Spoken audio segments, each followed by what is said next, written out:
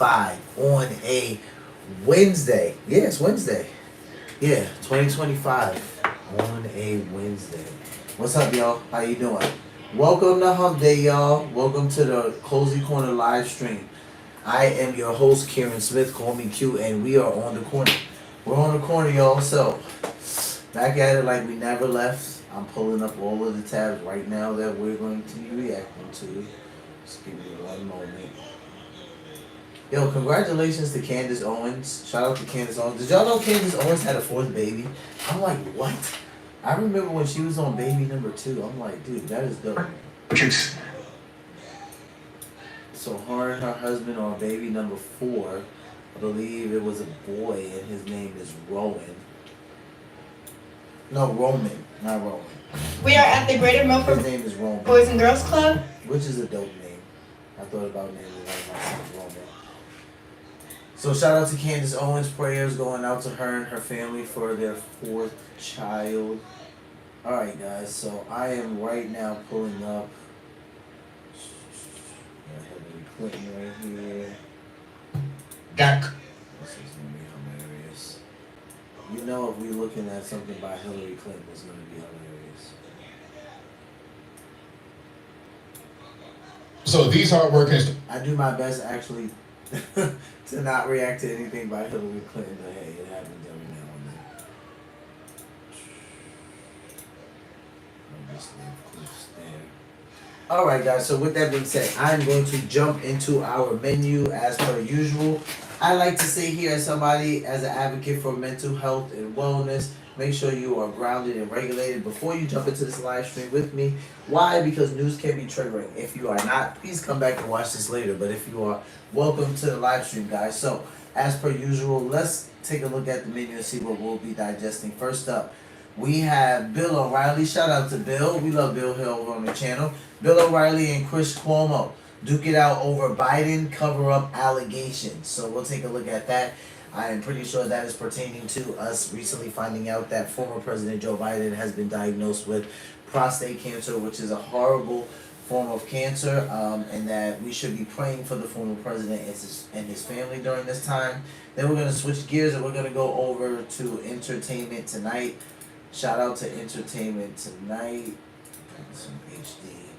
Says Diddy Trial 8, testimony breakdown with CBS News' Jerica Duncan. So we'll be going over a breakdown of day 8 with Jerica Duncan. We've had her a couple of times, watching her break down Diddy's trials throughout the days of the trial. At one point, I was reacting to a lot longer clips, at least playing them for you guys and kind of touching on them the next day. But I decided to just kind of go into breakdowns.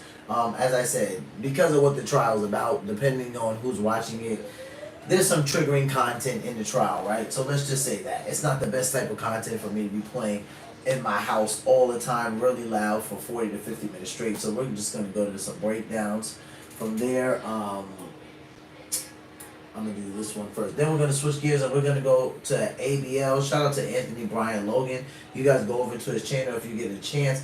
We react to Anthony on his channel often. Over 2,000 Starbucks employees strike out over new dress code. I gotta tell you, when I first saw this headline, I was gonna ignore it, but the fact that it said dress code, I said, you know what, that's fine, I'll entertain it. Let me see what Anthony's talking about. And I'm not gonna lie, the first question out of my mouth when I saw this and I heard some of the protesters talking, I was like, Gen Z, are you good? Like, are you good? Because this was a little bit overkill for me. And I have siblings that are part of the Gen Z generation. But this was a little concerning for me, but we're going to go a little bit more into detail with Anthony after he breaks it down. Then we're going to switch gears, still sticking with Anthony. We got Hilary Clinton in the house. Hilary Clinton prioritizes migrants over American families. Are we shocked by that? Come on, guys. Are we shocked by that? If this headline is even true, because we'll say allegedly, right? Because we haven't heard the story yet. But if it is true, are we shocked that Hillary Clinton would be prioritizing migrants over American families? Of course we're not. Then we'll go ahead and end the live stream with a clip from Cliff Buell. Shout out to Cliff. Alright guys, so let's jump into the first clip of the live stream. Bill O'Reilly and Chris Cuomo duke it out over Biden cover-up allegations. Let me make sure I got this volume on for you guys. Alright, let's watch. Bill O'Reilly, it's good to see you. And good luck on your trip. Thank you. We're off to China. We'll have extensive reporting on News Nation when I get back. Now, is this true that this is an extension of 23andMe and that you actually have family there? Which is that true? Maybe. Good. I'm open to all suggestions, Cuomo. So, We got a nice invitation. What do you make of the idea that these savvy guys, okay, known for being savvy political insiders, were hoodwinked by the Biden administration into believing he was just fine? Number one, I don't make anything of anything, and it's a cliche now, what do you make of it? What everybody is missing in this story is that people like Jake Tapper, and I don't want to pick on him, and full disclosure, I despise him, and I have for decades. Full disclosure, I I don't. just, yeah, look, different strokes for different folks. As Sly and the Family Stone once said. But I'm not the guy to talk about Jake Tapper because I just think he's the worst. But what he did, irrefutably, was what I'd say 75% of television journalists do. They're mercenaries. They sell out for the money.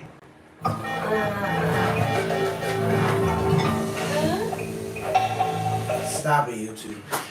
CNN's posture, and you know this, you work there, is that the Democrats are better than the Republicans, the MAGA people and Trump are bad, and they peddled that for more than a decade. Jake gets a big check from them. He's not going to go against that orthodoxy. But it's not just him. It's people on Fox. They do what they're told. It's people on MSNBC. They're the worst. And, Joe Scarborough used to be a Republican. How, come on. Nicole Wallace worked for Bush the Younger, I think. It's ridiculous. That's what's happening. So people want to make money in the media. They're offered a contract. As part of the contract, they have to do what they're told to do. But CNN didn't pay him for this book. No,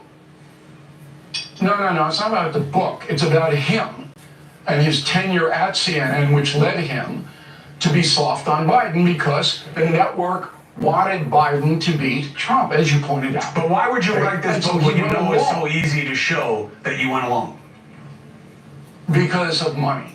Tapper wants money. And now I know how the book business works because I'm the best-selling nonfiction author in the world. So Tapper and this other person who I don't know pitched the book through an agent to a publishing house, or maybe two or three, and the publishing house writes out an advance check. But Tapper has to tell the publishing house what the book is. Can't say, well, I'm just going to write a book and find out where it lies. No. Book has to come in, I'm going to scorch the Biden administration. I'm going to say that there was a cover-up about his mental acuity, and they write a check probably around $500,000 to both authors, and then they get a back-end deal where how many books they sell. They did it for the money, and they are on television for the money. This is what people don't understand. They think that journalism is some pure profession. It's so corrupt, it's nauseating. I don't know. I think it's better. nauseating. I think it's better than most things I've been around. I think there are a lot of people who do it for the right reasons. I think there's a lot of pressure on the media right now. And a lot of it is, a lot of it is unfair. There's so many There's a lot of false pressure in the narratives. media. There's Listen, no pressure. Bill. Look, Cuomo, there's no pressure on me. Bill. It's easy for me. Yeah, it's because I you're just tell you part of the that truth world. backed up by facts. You're one of their guys. What I'm saying is, as someone who's not No, one of their I'm an guys, independent, they like you. totally independent. They like you. Okay. What Maybe I'm they saying- like me because I'm fair to them.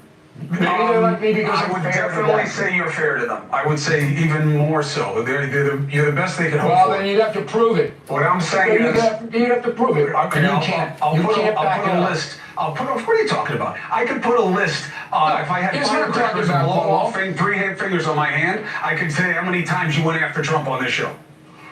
Oh, baloney, that's a lie. It's not a You lie. can't back It's it the up. truth. I just Yes, backed up. it is. It's absolutely it. I can get. No, you can't. Run a clip.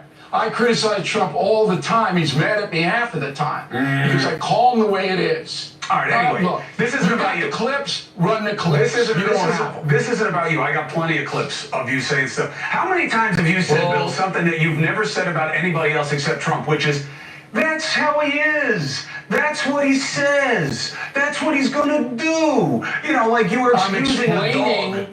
You know. Not excusing, it's an explanation.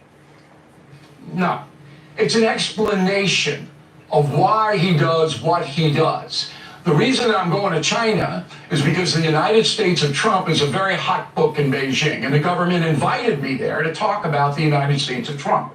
Because the book is a factual basis on how Donald Trump runs his life, and by extension, the country. That's why I'm going there. If they thought I was in the tank for Trump, they wouldn't have invited me. But they know that on subjects like Greenland, on subjects like Putin, and I have been, look, you can laugh all you want, you can be condescending. I'm not condescending, I'm laughing. You say subjects like Greenland. Like, what was there to Greenland? You think Trump is going to do anything with Greenland? You know what I mean? Like, that's what I'm saying. I said he Come on.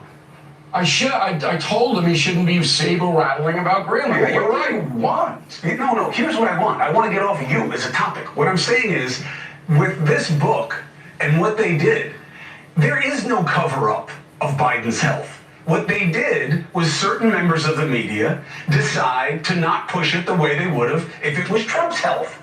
If it was Trump who had a mental acuity problem to the same degree as Biden's, they're both old guys, but they would have jumped all over it 24/7, but they didn't want Trump to win.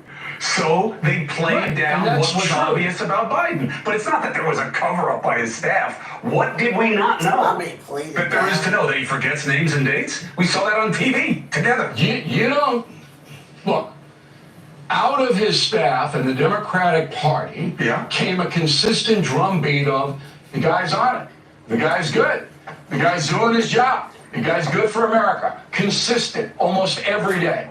Then they keep him away from the press. He doesn't talk to the press, okay? That's covering up who he is. That's fair. And then every time he made a mistake, there was another excuse. And then the CNNs of the world and the MSNBCs of the world, open border, they didn't care about the open border. All right, inflation going more than 9%. That has nothing to do with his They didn't mental care health. about that. That's just bad policy. Sure it does. But he didn't make the policies. He didn't make them.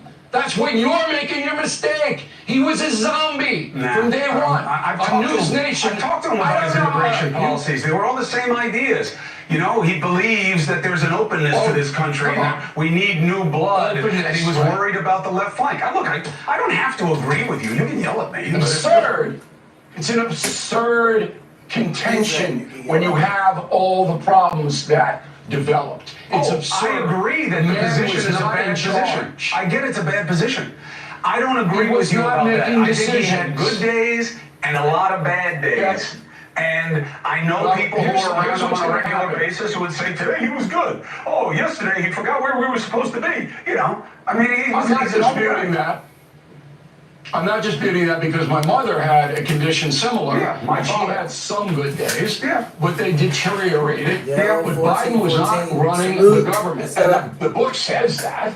Says that Ron Klain was running it. That's probably true. You may remember I was the first journalist on television in the country on NewsNation. I made the announcement that Biden would not run again.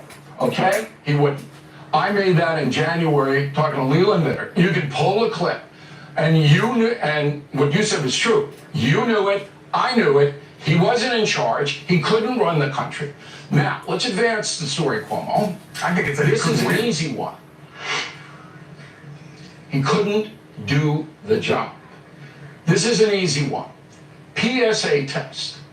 Did Colonel O'Connor give it to him in February of 2024? No, yes, as far as we know. No. Last one was in 2014. Because O'Connor hasn't said a word. No, the last one we see in the records they released was 2014. We need to find out if a PSA test was given to President Biden in February of 24. Why? If it was not, why not?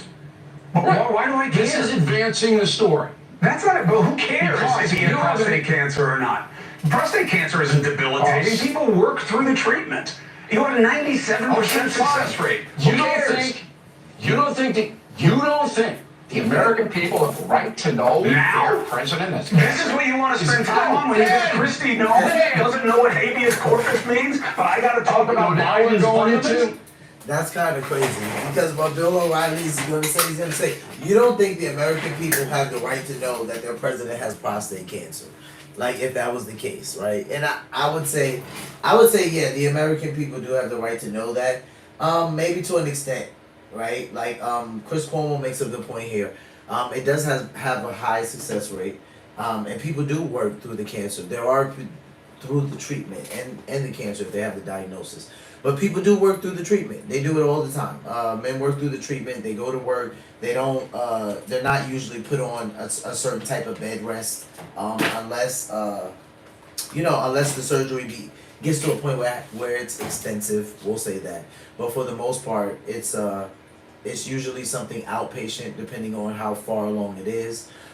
Maybe some sort of light duty, no gym, no heavy lifting, no especially heavy lifting of weights, no squatting and certain things like that. But normally you can kind of go about, your daily life. You just have to be careful. The point to where former President Joe Biden is at, where it's metastasized to the bone, we would say that he's no longer in a situation to where even if he did get a procedure, it would be outpatient. It would probably be something much more serious than that. So Chris Cuomo does make a good point. The question is, would we want to know if our president had prostate cancer?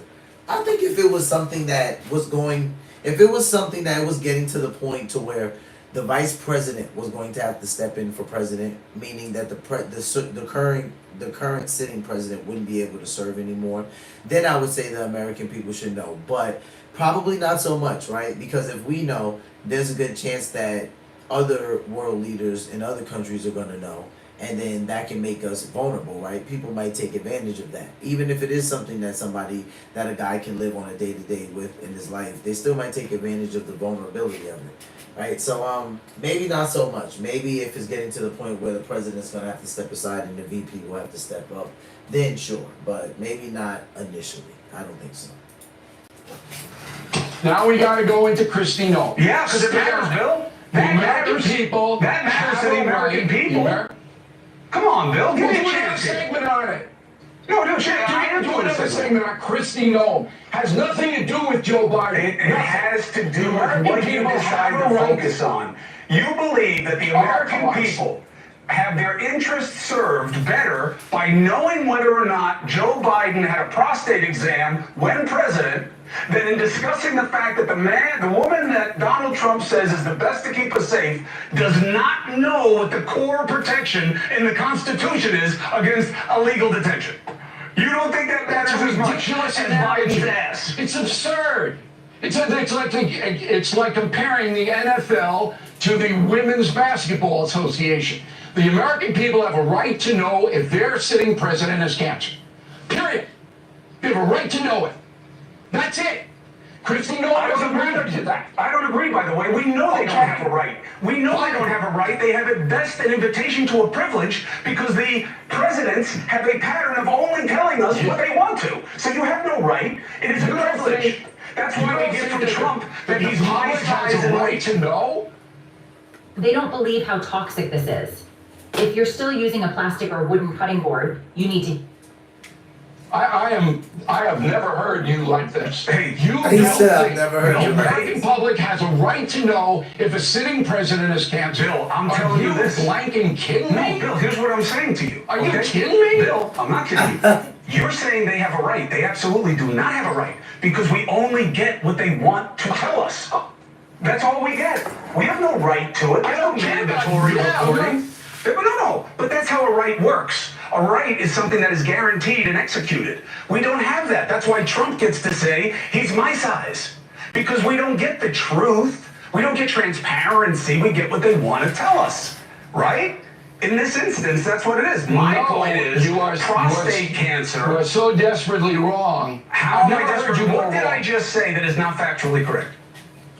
The American people have a right to know about the health, both mental and physical, of a sitting president. Then why is it That's what okay the Constitution for Trump to describe his weight as maybe 60 pounds? Is that going what up I'm with true? What? Now we're on Trump. Okay. What, he's not Whatever president? he's doing, do another segment on it. No, Stay on that's track not how it here works. with Biden. Just because you don't want to talk about something doesn't mean I got to make it later. It's all related to the same I'll talk about conversation. anything you want. You I'm can't saying tell me that diverting prostate out. cancer. You're saying that we should have known about Biden as if he had a condition that was kept from us that was material to his performance as president. And you know that's not true. Absolutely. No, that's ridiculous. If a person has cancer, of course it's affecting his whole life. What is wrong with you tonight? I've never heard you. Bill, there are different kinds of cancer. This is so irrational, I can't believe it. Bill, The do Constitution you know gives the anybody who's had press prostate cancer? privileges. Yeah, I know plenty of people have had it. Of course you I'm not do. making a judgment on Of course you do. And diagnosis they've all of worked prostate through cancer. it. I'm telling you. You don't know anybody who died from it? Fine. Fine. The American people have a right to know. But then why doesn't any president give them the truth about their health? Why does it have to be You ask Biden? any president. Why does it have to be Biden? Look, if you want to try to justify this unbelievable cover-up that's going to rise as high as Watergate, What is the cover-up? Watergate? Because How the man how sat is there for Biden's 4 prostate years. exam worse than Watergate? I'll give you the last word. Yeah, give it to me because boy, you're killing yourself. Oh tonight. yeah, I'm killing myself. Yeah. You have a right as an American citizen, Cuomo, to know if your president is infirmed mentally or physically. I agree. The Constitution gave the privilege to the press to keep an eye on these people, Yes. so that we would know their status and condition. In Watergate, they covered up a crime. Yes. If Colonel O'Connor gave a PSA test that showed Biden had cancer and kept it from the public, that is a crime. All No, right? I don't think it is. So I don't understand. I don't think it is. Don't think I don't think because it's you a crime. don't want to think it. No, It I is. have no problem with it being a crime. I just don't think it's a crime. What would the crime be? The crime was he said that Biden was in fine health, Right. both mentally and physically. Right. And if he gave the PSA and a PSA says he had cancer, that's fraud. That's a lie. He can go to prison and he should. I don't think the end part of that is right, but we also don't know that there was any such PSA test given. So you guys are just assuming they covered something up. How is that possible? Get him in, testify under oath before a House or Senate committee. And you think that's a good Very use? simple. That's a good use of Congress's time. The best. The best. I wish you a very good vacation. You need the rest. Enjoy your trip over there. Don't run your mouth. I don't want them to keep It's you a there. working vacation. I don't want to have to come get you, Bill O'Reilly. All right? So just make sure you You'd be come back. better off if they kept me there, Cuomo. Hey. That was crazy. With good television. All Good TV, all television. TV aside, Okay. I like having you on here. I like having you in my life. Don't get It stuck was in very China. good television. No, we won't. It was very good television, and the audience can make up their own minds. We Yes. both put our cases up, and that's the way it should be. My man, take care. Enjoy your trip. Be well. I'll talk to you soon. Ready to lose the Yeah, both people put their cases up. So what do we think, right? It's funny because I can see both points. Like Chris Cuomo he's agreeing initially with Bill O'Reilly and saying like, yes, I agree with you. The American people have the right to know. Now, I didn't say that we didn't have the right to know. I just said maybe initially we don't need to know, because I do side with Chris Cuomo in saying that prostate cancer is, he said to Bill O'Reilly, you've known someone with prostate cancer, and Bill said, I've known plenty of people, and Chris Cuomo said, but you don't know anyone who's died from it, right? And that's not to say that no one has ever died from prostate cancer. They actually have, if it goes on long enough and is undetected. But with that being said, Chris Cuomo is agreeing with him and saying, yes, the American people do reserve the right, but it's not a right because we don't automatically get it. That's where I say they both kind of made a great point. Bill says that you deserve the right to know. If your president has cancer and his doctor makes a public service announcement that he's in fine health and there's absolutely nothing wrong with him, that's fraud. Okay, I can see that part, right? And then Cuomo says, I agree with you. We do reserve that right, but we don't. It's not a right because we don't automatically get it because presidents don't tell the truth. And one example he used, which I thought was hilarious, he said, "Why is President Trump allowed to say that his weight is 60 pounds less than what it really is? That's not transparency." He's like, "So if it was a right, we would get the truth right away." Okay, that's fine. With that being said, there's no proof that right now this is a cover up. Like people are saying that because they're saying, okay, it's at stage 9 as far as aggression, 9 out of 10. We had a doctor on the live stream that we watched on someone else's where he reacted to it and he said 9 in terms of aggression. So that would be a 9 out of 10, which means it's pretty aggressive at this point. It's moving pretty aggressively. You don't get to that point in 2 weeks. You don't get to that point in 2 months, right? Some doctors might even say a person might not even get to that point in 2 years. But with that being said, it's alleged that it's a cover-up. There is no proof that President Joe Biden had prostate cancer during his term, and we were just completely lied to about it. So we'll keep following that. Like Bill said, good TV. I like that both parts were laid out. We're going to switch gears, guys, and jump over to Entertainment Tonight. Diddy Trial, Day 8 testimony breakdown with CBS News. Jerica Duncan exclusive. All right, let's take a look at the breakdown.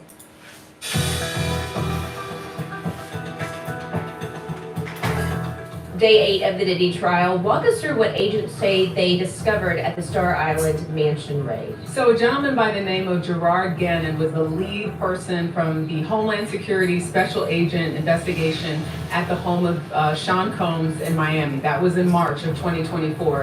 And he testified to what they were able to find in the house. The jurors saw the actual exhibit, so there were times where Mr. Cannon, Special Agent Gannon, was able to open up those plastic bags and show the jurors exactly what was found inside the home of Sean Combs. So more drugs. We've already heard that Sean Combs, from other witnesses, did drugs, had drugs. This is the first time that the jurors were able to really see some of the pictures and then the confirmation from the special agent about what these drugs were. So he described blue pills, black pills, orange pills, pink pills, and many of them testing positive for cocaine, ketamine, MDMA, and other drugs like that. So the jurors heard more about the drugs and also sex toys. There were a few sex toys that were found inside the bedroom, as well as a total of 18 platform heels. What this is supposed to prove, we will find out, but it was a little bit more of the same in terms of what we've heard, but now the jurors were actually able to visibly see it. Throughout this time, when they're showing these drugs and whatnot, I'm looking at Combs' expression. He's pretty stoic. And then I also noticed that during this testimony, 2 of his sons actually walked in. So we weren't sure if we were going to see family members, any of his children today, but we did see 2 of his sons. Those photos that jurors were able to see today of that Miami raid, we saw many images of guns.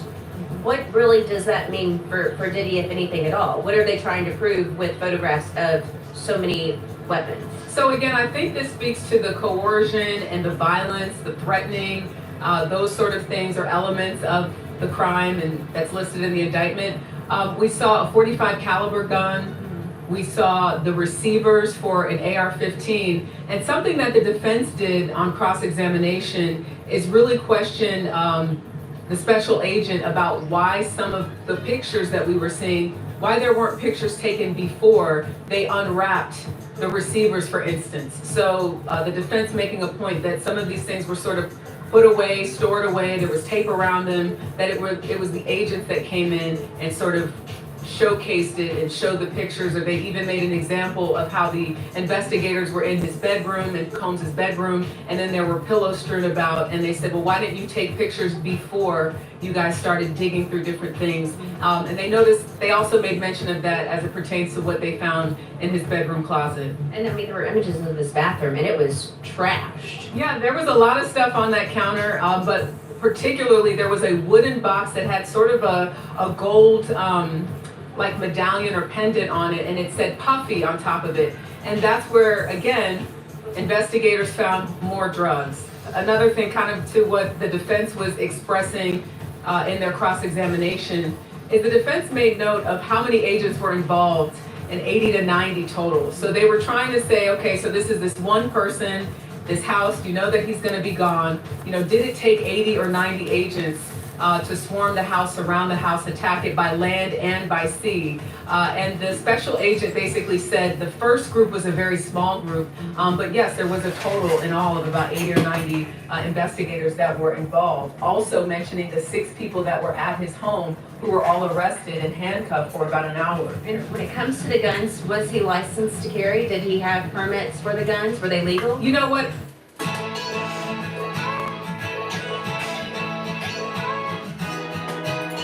I'm not. And it depends. Some states you don't have to be licensed to carry. You just need an ID to be able to purchase it. And then depending on your state, you need license to conceal carry. But you can carry. You just have to carry unconcealed. So it depends on what state you're in. Not sure about that, Rachel, but I can say that's a great question because when you look at this criminal enterprise, there's nothing in anything that he has been charged with. There's no document in terms of what he's been charged with that has to do with gun violations. It's about, that sex trafficking, the criminal enterprise, the transportation of prostitution. So I'm not sure that is going to fall into whether or not he's more likely to be seen as guilty of those crimes. Gotcha. You mentioned the forensic psychologist, Dawn Hughes. She was testifying today. Why is her testimony important? Dr. Dawn Hughes, this forensic psychologist, said that she was giving subject matter testimony.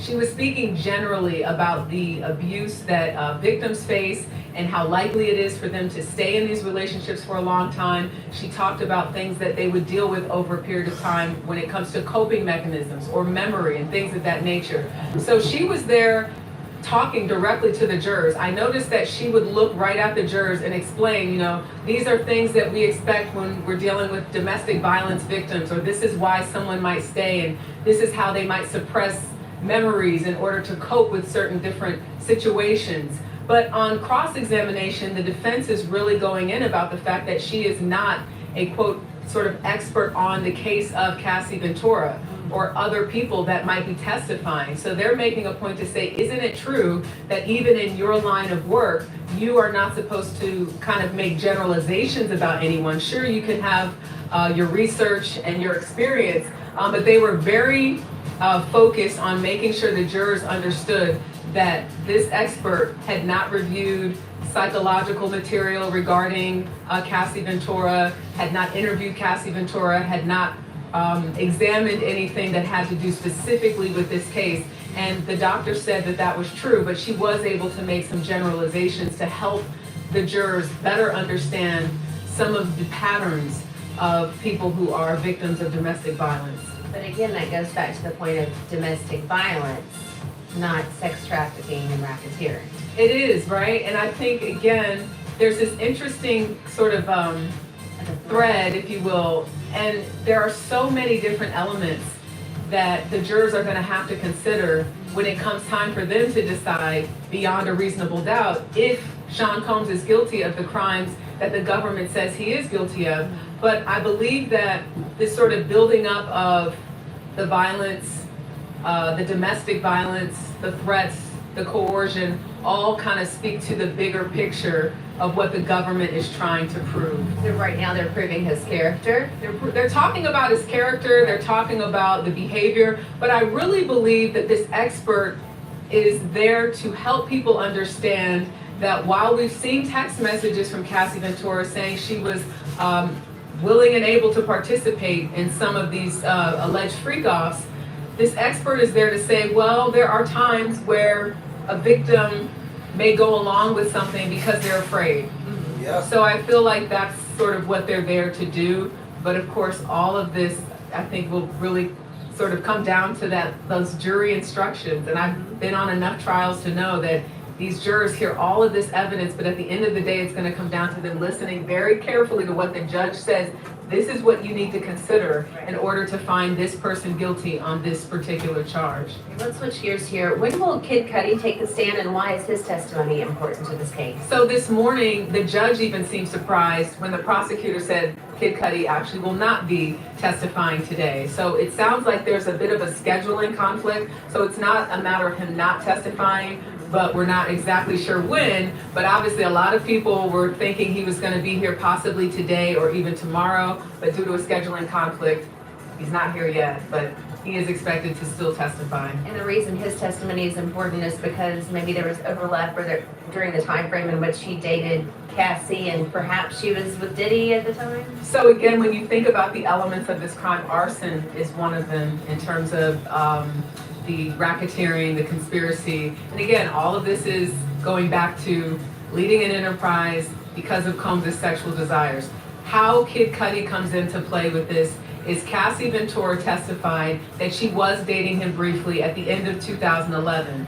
Cassie's mother, Regina Ventura, testified that Kid Cudi did come to the house around that time. This is also the time that Ventura said that Combs threatened her and threatened Kid Cudi, and allegedly said that he would blow up Kid Cudi's car. We know that his car exploded in 2012 per Cassie Ventura's civil lawsuit. And then the three of them apparently had a meeting at the Soho house to sort of make sure, according to Ventura, that Kid Cudi knew the relationship was off. Sean Combs was there. According to Ventura, Combs told Kid Cudi when he asked about his vehicle, what vehicle? So that's where you could possibly see this connection to the arson. But we do know that Combs has denied being involved in that in any way.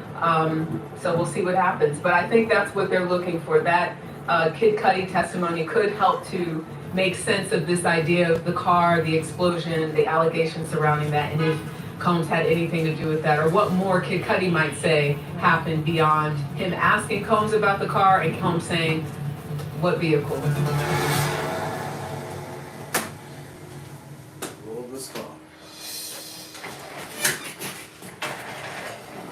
Yeah, I know why they're interested in Kid Cudi's statement.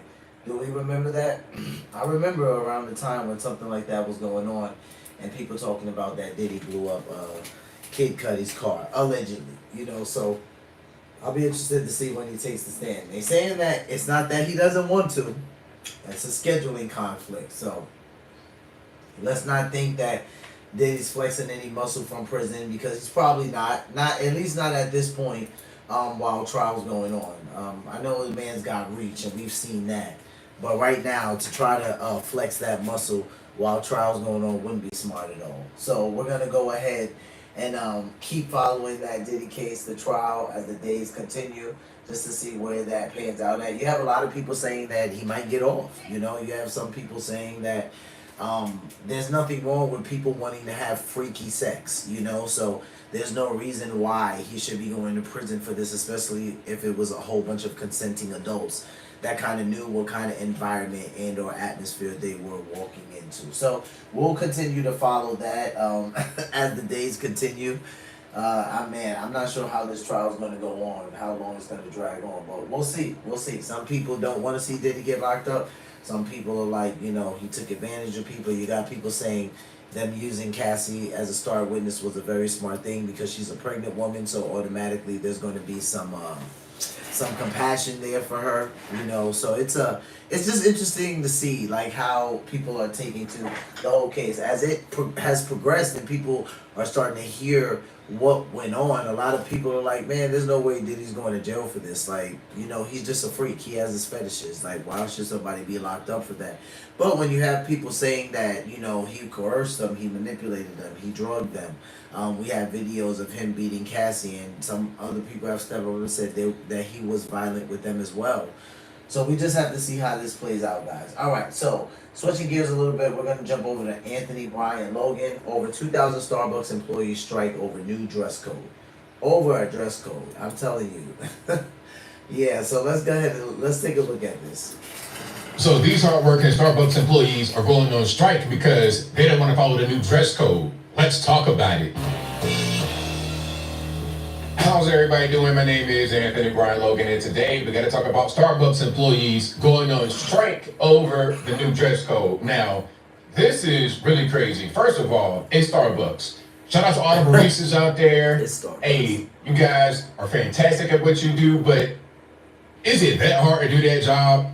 That's like me working at McDonald's flipping burgers. Like, yeah, I'm gonna go on strike. Okay, you can't put nobody else in their kitchen to flip the burger. I don't know. Maybe a barista is a little bit more skilled, but I don't really think so. That's the first thing. The second thing is, what's the problem? all they're saying is basically you gotta wear like a black shirt and like something that looks more uniform at work. Yeah. Because some of y'all look, I don't know if you're working at Starbucks or if you just happen to be a regular bum in there with a green apron on. I have no idea. There should be some kind of uniformity. When I was working at a restaurant, I had on a uniform. It was their company shirt with black pants and the black non-slips. I mean, I'm not trying to make a fashion statement. I'm trying to go work, get my money, and then go live my life. So I don't really even understand this concept, but I guess different generations are different. But before I go any further, let's play a couple of clips. The first one is going to be an interview with one of the strikers. Okay, we're going to hear from this fine individual, and then we're going to get into a news clip. Of course, I will link to this clip and the other one in the box. If you're on IG, Facebook, etc., visit the link in the bio, go to the corresponding article on the website. But without further ado, let's go ahead and roll it.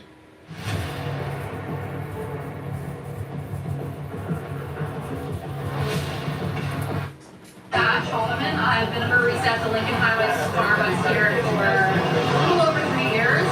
We're out on strike today because Starbucks is trying to implement a new dress code. No one ever asked for a new dress code. They updated a dress code recently and it made it looser where we can wear colors and patterns. And now they're deciding that we can only wear black. It's very restrictive. Most of us had to buy new clothes and we can't. We can't afford it. We barely make enough money to pay our bills. And also on top of that, they keep trying to make all these changes in union stores, and it's illegal. They're not allowed to make these changes without bargaining with us and voting on this. So it's just incredibly alarming and upsetting that Starbucks is continuing to do illegal things to our union stores. And so we're out here. We're out here making sure that they know that we're still here, and then we're fighting for that contract. Alrighty, so there we go. Hey, you know what? They're telling us we gotta change the way we dress, and we can't afford it. You don't make any money. But it's like, are they asking you to go out to the Louis Vuitton store and buy that? They're saying, hey, a black shirt. That's not gonna be very expensive. Straight to Wonder World, Target, for next to no money, you can have a whole wardrobe full of your work clothes. Now, let's get into the news clip here. This is gonna be on NBC News. Check it out. No contract, no coffee. Tonight, outrage brewing at nearly 75 Starbucks across the country. Baristas are walking out.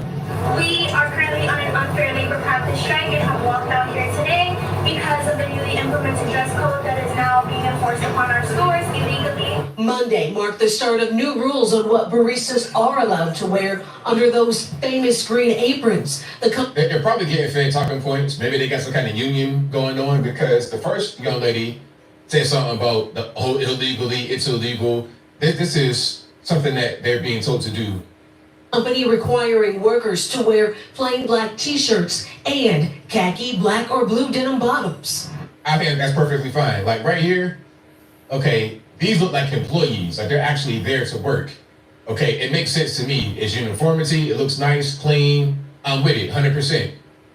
Denim bottoms. Under the old dress code, workers were allowed to wear other dark colors and shirts with a pattern. Have you ever tried this one?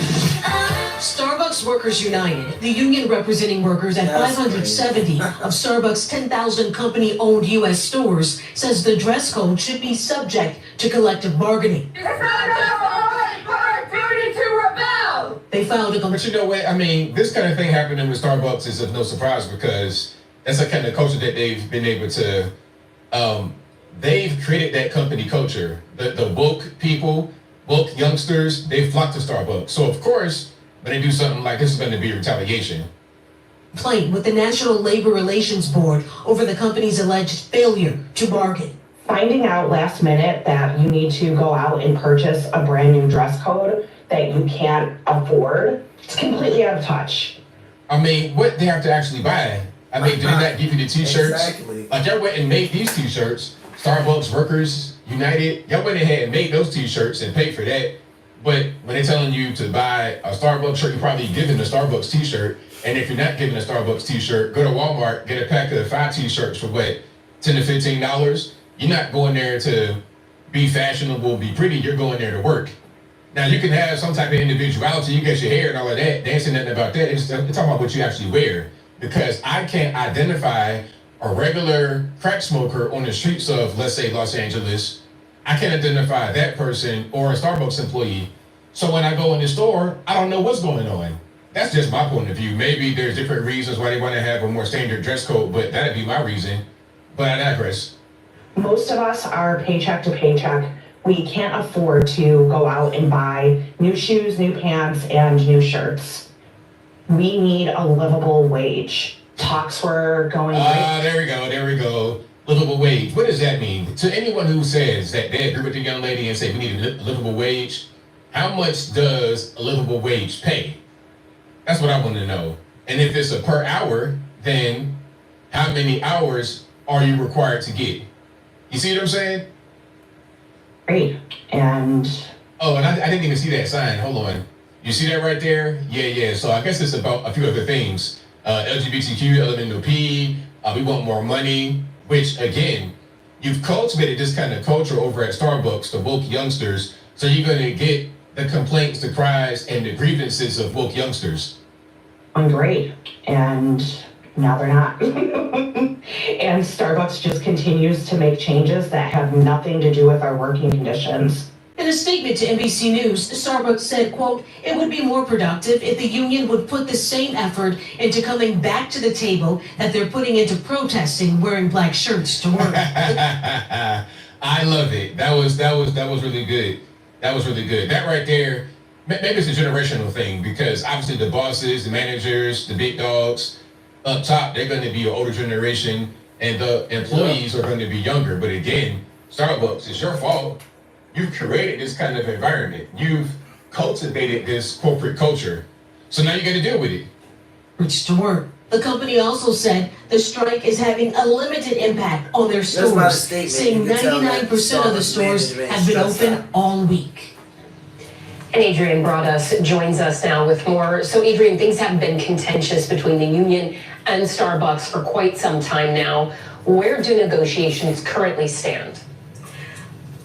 They certainly have, Ellison. Starbucks rep says in the last year, specifically since April, they've had about 9 bargaining sessions over 20 days. That rep also telling NBC News they've reached at least 30 meaningful agreements that union reps said were important. Now, Starbucks says it remains committed to bargaining in good faith, and I'm paraphrasing here. They say they hope to, quote, reach a framework for single store contracts. By contrast, the union rep who you heard from in the story says the union is still waiting for Starbucks to return to the bargaining table.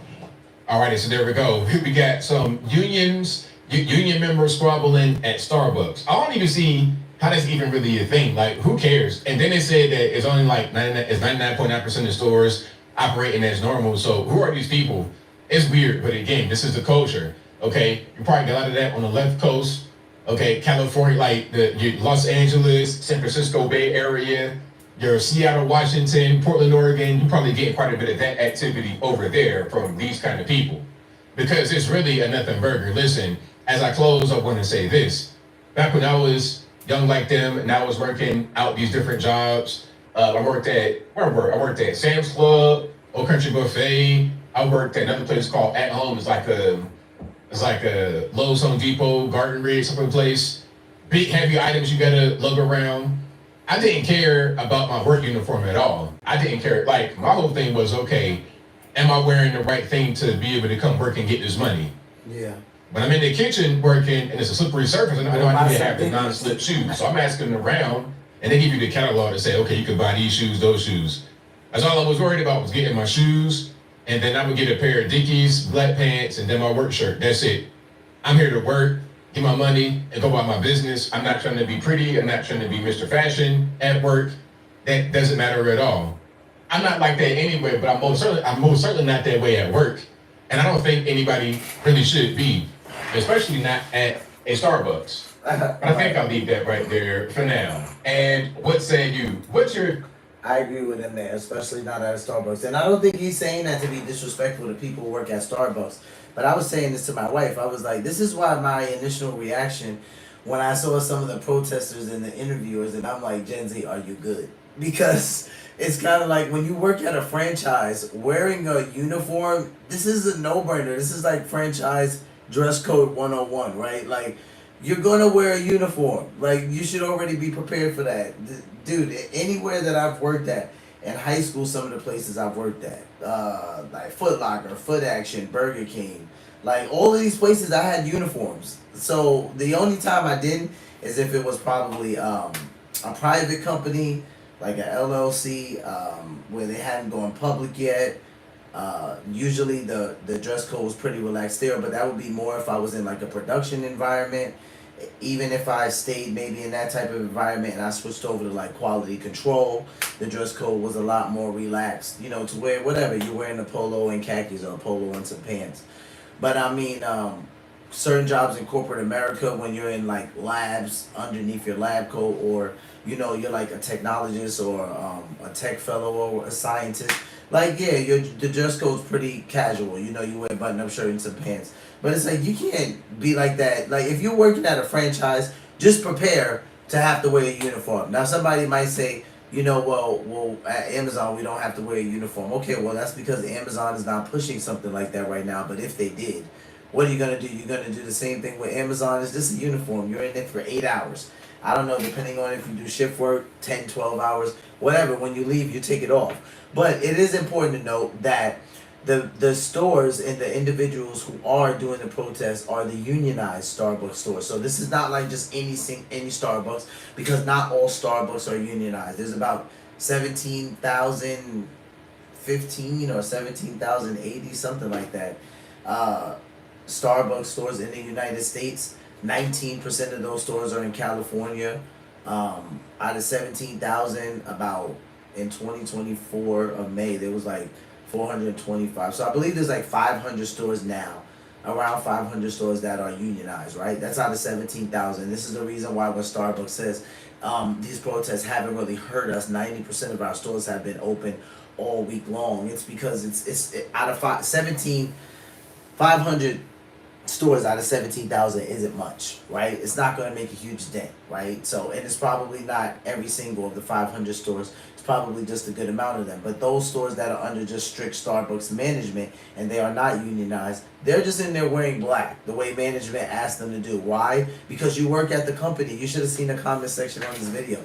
They're like, dude, it's not like this is a skilled worker's job. Fire them and get new people. Yeah, because there's people that aren't going to put up a fight to put on a black shirt. Like, I get it. Now, there's sides to that. If we're dealing with, especially the younger generation, they're probably a lot more mental health conscious. So to them, it's like, dude, we got to wear black to work every single day, all day. Like, what are we going to a funeral every day we go to work? Like, that's depressing. It's going to depress us. We might want to, whatever. They might have those type of point of views towards it. Whereas, you know, some of the older generation, like maybe an older millennial, Gen X, baby boomer, they're not gonna care. They're just, okay, you guys want us to wear your uniform, we'll wear your uniform. When we leave, we'll take your uniform off. I think it's as simple as that, but this is the culture. Like Anthony said, this is what the culture looks like now, to where it's like we are boycotting and striking over a dress code. A dress code is standard stuff, so this is pretty scary for me, but I did want to tell you guys, it is important that we note that it is the unionized stores. It's not just every single Starbucks. All right, guys, so sticking with Anthony Brian Logan, we got Hilary Clinton prioritizes migrants over American families. Are we surprised? Let's take a listen. As I posted the other day, this very blatant effort to basically send a message, most exemplified by Vance and Musk and others, that, you know, what we really need from you women are more children. And that's crazy that that's what she came up with.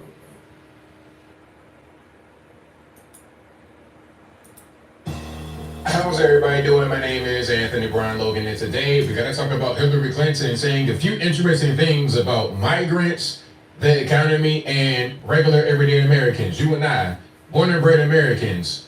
Who is the priority for the government? At least the Democratic side of the aisle. Who's the priority? Regular everyday Americans, the migrants, or a combination of both? Now, what she said here comes as no surprise. They want to use the migrants as the underclass, the labor class. That's the whole game. While I guess the Americans are supervisors, or I'm not really sure. Well, some Americans, people like Hillary Clinton, who are worth billions of dollars, I'm exaggerating, but they're rich. They may benefit from having the migrants come in because they're not going to live around them. They'll serve them and they'll get whatever they want for a very low cost. But Americans, what are we to do when the migrants come in and they do all the jobs? If you hate the wiry, coarse texture of your grays, For little get to this. no money. This shampoo and conditioner from Array is proof. That we want to do. They, meaning the elites like Hilary Clinton, will say, the migrants do jobs that you don't want to do. Really? These guys are out here driving trucks. They're doing HVAC work. They're doing everything, desirable jobs. And they'll say, well, the reason why they're doing those jobs is because not enough Americans that are available to fill these empty positions. Is that the case? Or are you flooding enough with this migrant labor to drive down the cost of goods and services to say, hey, we fixed inflation? Well, guess what? Things may be a little bit cheaper because of the migrant labor, but Americans don't have jobs. So how can I buy these things? How can I afford to live if I don't have the jobs taken up by the migrants? Now, before I go any further, let's get to a few clips here. Of course, I will link to both of these clips in the description box if you want to see and hear it without my commentary. If you're on IG, Facebook, etc., visit a link in the bio, go to the corresponding article on the website. But without further ado, let's go ahead and roll it. What advice do you have for the first female president of the United States? Now, what was that? What advice do you have for the first female president of the USA, or as? Because we know Hillary Clinton got curb stomped not once but twice. The first time by Barack Obama in the 2008 primary, and again by Donald Trump in the 2016 general election. Well, first of all, don't be a handmaiden to the patriarchy. Handmaiden to the patriarchy, what does that mean? Does that mean that she thinks if you support men and you support women in their natural roles, that means you're less than a man, you're irrelevant in society, and the men dominate and do whatever they want? Is that what she's saying? I'm not really sure. If y'all know, let me know in the comments. Which kind of eliminates every woman on the other side of the aisle, except for very few. Lisa Murkowski. Very reminiscent of her previous comments about basket of deplorables. Be grossly generalistic. You could put half of Trump supporters into what I call the basket of deplorables. Wow. Right? But I digress. Liz Cheney. Yeah, there's a few. Look, first we have to get there, and it is, obviously so much harder than it should be. If a woman runs who I think would be a good president, as I thought Kamala Harris would be, and as I knew I would be, I will support that woman. Y'all knew full well that Kamala was not going to do a good job. Y'all knew that from the beginning because of her performance in the 2020 primary, where she came in dead last, even beyond Pete Buttigieg and everybody else that ran. Amy Klobuchar, shaking like Muhammad Ali. Y'all knew she was bad from the beginning, so please don't feed me that. All right, but let's keep on going here. As I posted the other day, this very blatant effort to basically send a message, most exemplified by Vance and Musk and others, that, what we really need from you women are more children.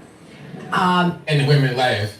The reality is we do need to increase the birth rate. It's very low. We're talking about 1.66 in the USA, which is well below replacement of 2.1. Now, if you guys don't know what that means, the replacement rate refers to how many children each woman should have on average to keep population the same.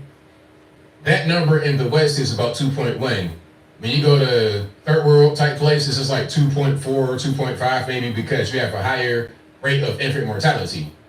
In the West, we need about 2.1. We're at about 1.66. Now, go to some places, some developed nations like South Korea, it's below 1. It's like 0.77. Very low and unsustainable. If you keep that trajectory going, you will have no more humans in that area. And if we have that low birth rate worldwide, humanity will cease to exist.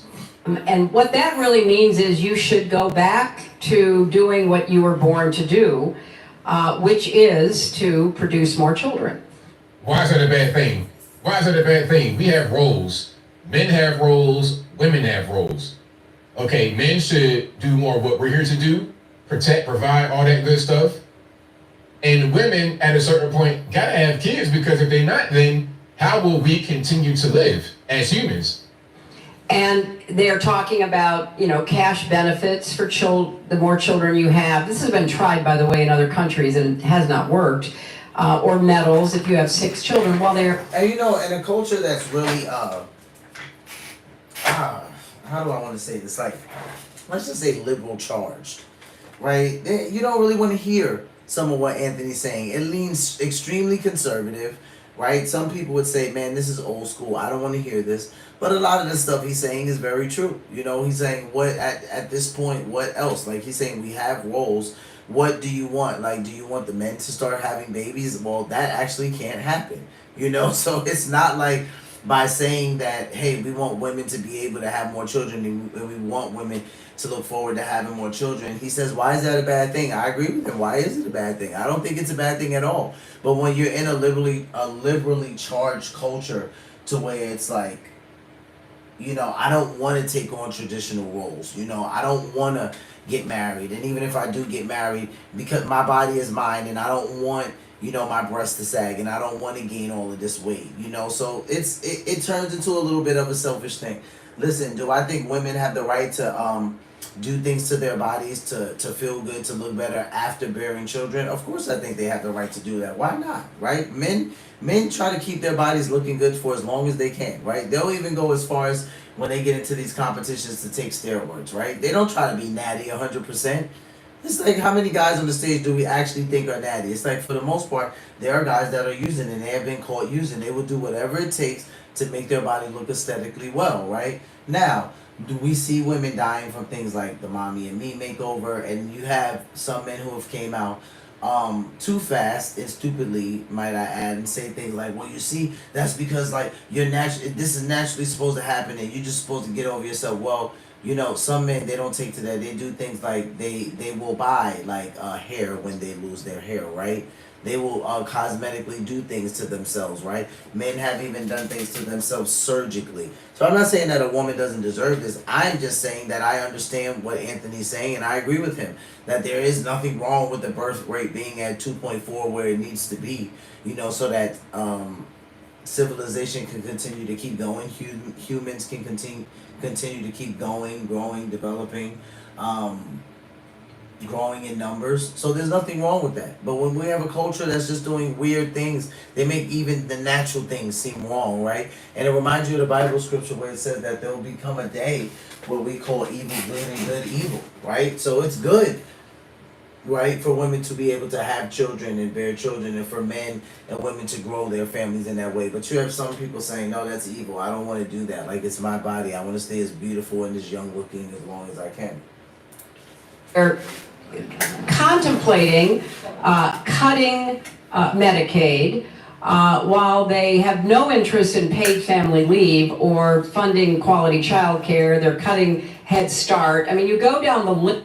Okay, a lot of those things you mentioned, that's cool and all, but I don't think that'll solve the problem of the low birth rate.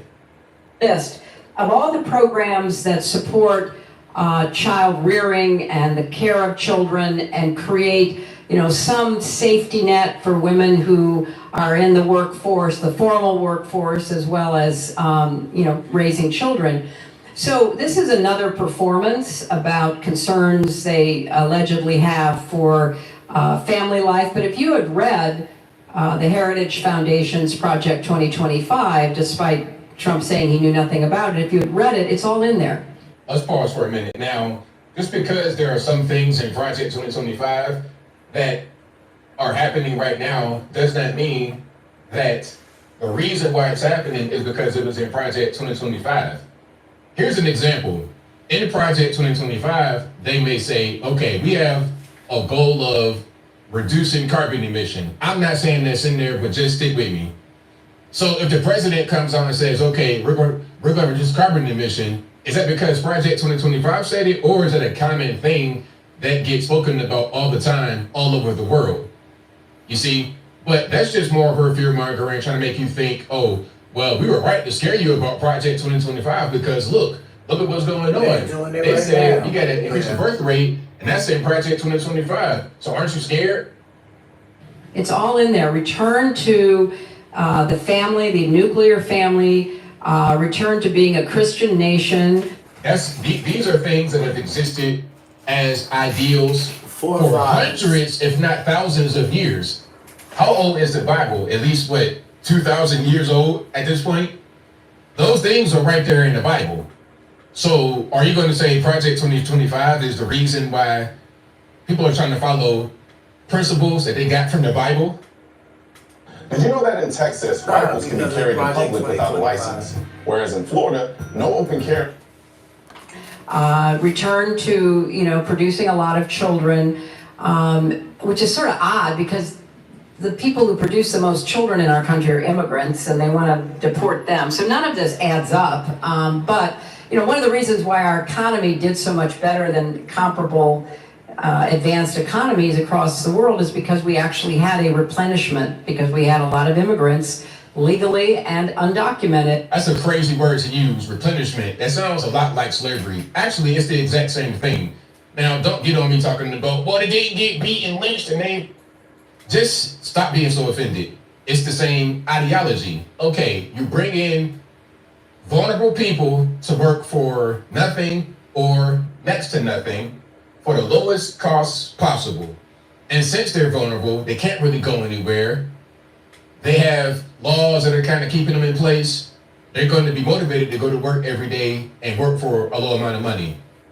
So she's saying, well, rather than Americans having more children, rather than Americans keeping America going, we bring in migrants from all over the world and have them keep America going, at least as far as the workforce, the lower class workforce is concerned. Who had a, larger than normal, by American standards, family. So this is just another one of their, make America great again by returning to the lifestyles and the economic arrangements of not just the 1950s. I mean, let's keep going back as far as we can and, see what happens. Well, if you go all the way back, we get what you were talking about, which is slavery. Bringing in vulnerable people, making them work for next to nothing. That's the same thing that happened during slavery. We fought a war over that and we abolished it, but you guys keep trying to bring it back. Now, as I close, I want to say this. Shout out to everybody who is against slavery. I thought we were beyond that. I didn't think it was still really a thing, but obviously it still is. It's really a thing. Using humans, taking advantage of them to drive down costs, to make things cheaper, and to benefit the elites, because again, Americans need those jobs. They'll say Americans don't want to do those jobs. But I'm seeing plenty of truck drivers and skilled people saying, hey, I'm out of work because of the migrants. I know guys that are doing lawn care, maintenance, all kinds of stuff, who are struggling to find work because they brought in the migrants. See, that right there is a problem. They think it's okay because it helps them. They don't really see what regular, everyday Americans are going through in this country. They don't deal with the crime. They don't deal with the lack of jobs. They don't deal with what we're going through. And if you really want to try to increase the birth rate, it's going to be difficult either way you slice it, because the same thing happening here is happening all over the world. What you could do is take a crack at that family court. Start with the family court and fix some of that, and then we can talk from there. But I think I'll leave that right there for now. And what say you? What's your opinion about what Hilary Clinton said? Do you think that we... I can actually agree with Anthony, because why would he be saying that? Why would Anthony be saying start with family court? Well, let's look at one thing, right? We have the removal of fathers from the home, right? And that's whether they're being thrown in jail for petty crimes. That's whether, they were being sent away to certain places. Even now, at certain points, modern day, right? Women can get certain type of benefits, at least a lot more exquisite if they are in the house by themselves and there is not a father figure or a man in the house. Yeah, so if we start there, why? Because now the father's in the house, right, and the mother's in the house, we can have more of the babies, right? Because now the family unit is back together. It's not being constantly torn apart. So when he says let's start there, I actually can agree with that. You know, instead of just moving in such an offended way and saying, oh, J.D. Vance and Donald Trump and Elon Musk want me to have kids, and because I only have cats and dogs, like, they think that I'm irrelevant. And it's like, no, it's not that. But what they are saying is that, hey, this isn't a bad thing. Like, they understand the numbers. They understand, like, why this is a good thing and why our nation is actually moving away from this is because of a liberally charged, culture that's just saying, hey, we can do whatever. Like, we don't have to go with these old traditional old school norms. Like, we can just kind of reinvent the wheel and do whatever we want. And Anthony Brian Logan is saying, hey, no, we actually can't do that because then humanity would cease to exist. We actually need women to actually have children, and that's not a bad thing, which I agree, it's not a bad thing. All right, guys, so we are going to go ahead and close out the live stream with a clip from Cliff Buell. We are going to look at former Star Norway against. This is what it really looked like. Yeah, okay. So there was the last three that I wanted to talk about. So we're gonna watch this one from Cliff Buell. This question is asked. We usually end the live stream every single night with a clip from a Christian YouTuber or a YouTuber that is focusing on Christian content. Usually it's Cliff Buell. Shout out to him. You guys go check his channel out. When you get a chance, he has 725,000 subscribers and growing. Shout out to you, Cliff. Because of Cliff's content, we are able to end the live stream every single night by giving God glory. So let's take a look at tonight's topic. Are there actually three genders? And he has a laughing emoji next to it. Let's take a listen. This question gets asked a lot nowadays, but this has got to be the best answer I've ever heard. Watch. How many genders are there? It's two male and female, right? Third gender, who is the guy? Satan? Or is it Lucifer? Let's keep it simple. It's a male and a female. Let's keep it the way God created it in the Bible. I believe in whatever the Bible says. That's what I believe in, that gender. Male, female. I believe in Adam and Eve, that gender. This question gets asked a lot nowadays, but this has got to be the best answer I've ever heard. Watch. How many genders are there? It's two male and female, right? Third gender, who is the guy? Satan? Or is it Lucifer? Yo, I'm dead. He said there's two male and female, right? Third gender, who is that guy? Satan? Is it Lucifer? Yeah, it's funny. A couple of years ago I did this. Let's see what it says. A couple of years ago I went to Google and I typed in Google, how many genders are there? Now, I believe that I typed this in. It was probably 4 years ago when I did this. And Google told me it was 63. So let's see how many it says now. Oh, wow. Look at now. So I probably did this 4 years ago, 5 years ago, somewhere around 2020. Right? Where like all of the whole like different genders, non-binary, gender fluid and stuff was really crazy, right? And it gave me 63. Google said there are 63 genders. I type it in today, May 21st, 2025. This is what Google tells us about genders. There are not a set number of genders. So it went from 63 to now there is no number. Okay, Google has lost it. As gender is a spectrum and a personal identity rather than a fixed category. Okay, Google. While the most recognized genders are male and female, the most recognized genders are male and female. Many other gender identities exist, including transgender, non-binary, gender fluid. I thought it said grade fluid, gender queer. Okay. Wow, that's kind of crazy. I mean, yeah, other gender identities exist, but there's only two genders. Like you can identify whatever you want. Like knock yourself out. But there are only two actual genders. I mean, do people understand this? I think like this is the reason why like a lot of the transgender talk really got under my skin and it got on my nerve to a certain extent. Not that I have anything against trans people, but just the talk in general, because I was like, dude, why the specificity? Why the details needed? We understand this, right? Two genders. Even when a person chooses to transgender, are we unaware of the fact that they just go to the other gender? Like, they don't do anything. Like, There's only two, right? So whatever. If you're born a woman and you want to live as a man, then you transition into a man. If you're born a man and you want to live as a woman, you transition into a woman. All they're doing is transitioning to the opposite gender. They're actually not creating anything. Like there's nothing new under the sun. Doesn't it say this in Ecclesiastes?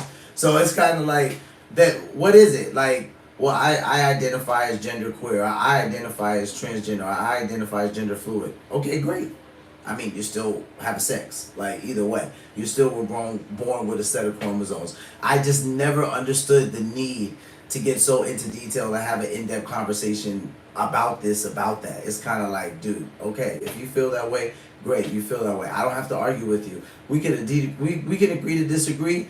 If you want to be called Rhonda or Ronald, I really don't care, right? But because it's like, nothing changes for me. It's like you were born with a set of chromosomes. If you transgender, whatever, great. Like, if you're happy, sure, whatever. I mean, but I never saw the need to go into such a specific, detailed debate and or fight over like transgenderism or gender fluidity or any of that. It's like, okay, yeah, but to each is his own. So I'm glad that man was able to. He was bold enough to put it out there. And obviously standing on his faith, because he says male and female, right? The third gender, who's that guy? Satan or Lucifer, which I think is hilarious because, it shows that he says, I believe in what the Bible says. And he goes by Satan or Lucifer because he knows that Satan, he's the father of lies.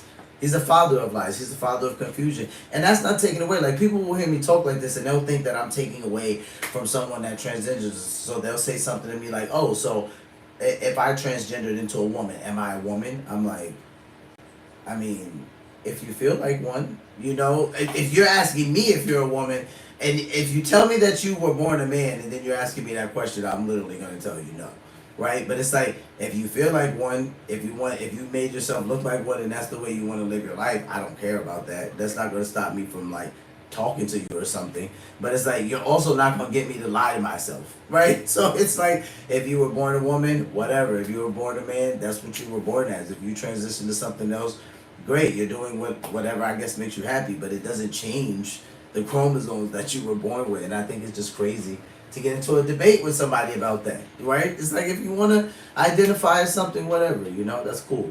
But guys, with that being said, we're going to go ahead and end the live stream. We will be back on tomorrow.